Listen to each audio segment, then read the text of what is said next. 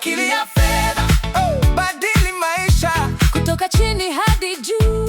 Ni wakati wako sasa. In case you don't know, ni kwamba fedha imekuwa na maarifa mengi sana, kuanzia kwenye upatikanaji wake lakini mpaka kwenye utumiaji, na watu wakajaribu kuitafutia majina fulani kwa ajili ya kuipa wepesi kama ankara, maokoto na vitu vingine kama hivyo. Ule mkutano ambao tulikuwa tukiusubiri kwa hamu sana tarehe 25 mwezi wa 7, tayari siku zimesalia chache kutokea hivi sasa.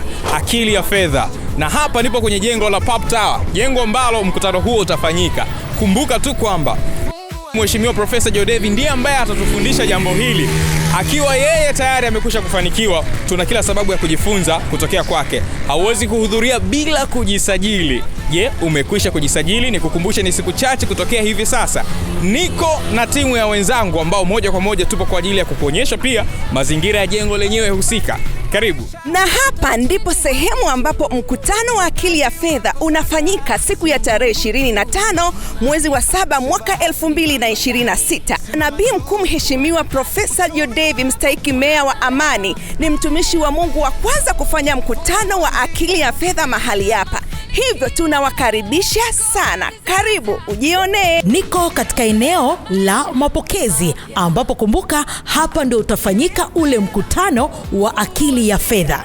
Sehemu niliyopo wakati huu ni sehemu ya reception, ambapo eneo hili kabla haujafika moja kwa moja katika ukumbi utapata nafasi pia ya kuweza kukaguliwa kwa ajili ya usalama zaidi. Hebu tuangalie mambo yatakavyokuwa. Chukua nafasi. Uchumi wako unaanza leo. Akili ya Fedha, fungua njia. Milango ya mafanikio iko. Moja kwa moja tunaelekea sehemu ya tukio ambapo mkutano wetu unafanyika tarehe 25 ya mwezi wa 7. Akili ya Fedha, badili maisha kutoka chini hadi juu. Ni wakati wako sasa. Sio nguvu tu, ni maarifa, sio bahati. Karibu, hapa ndio ndani, tuko ndani ya ukumbi wa Ubuntu. Ukumbi huu uliopo hapa kwenye gorofa la Pap Tower ndio mahali ambapo mkutano wa Akili ya Fedha unafanyika. Sasa mahali hapa kama unavyoona kuna miundombinu ya kutosha kukuwezesha katika kila kitu unachohitaji ukiwa ndani ya ukumbi huu. Kwanza kama unavyoona kwenye screen hizi ambazo zinaonekana ndogo ndogo zipo kwenye meza, ni kwa ajili ya kila mtu ambaye umefika na umekaa katika meza hii. Hivi ndivyo wanavyofanya wanaokaa kwenye kumbi za kimataifa.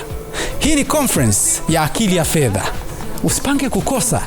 Hakikisha na wewe unafika tarehe 25 mwezi wa 7 mwaka huu 2026.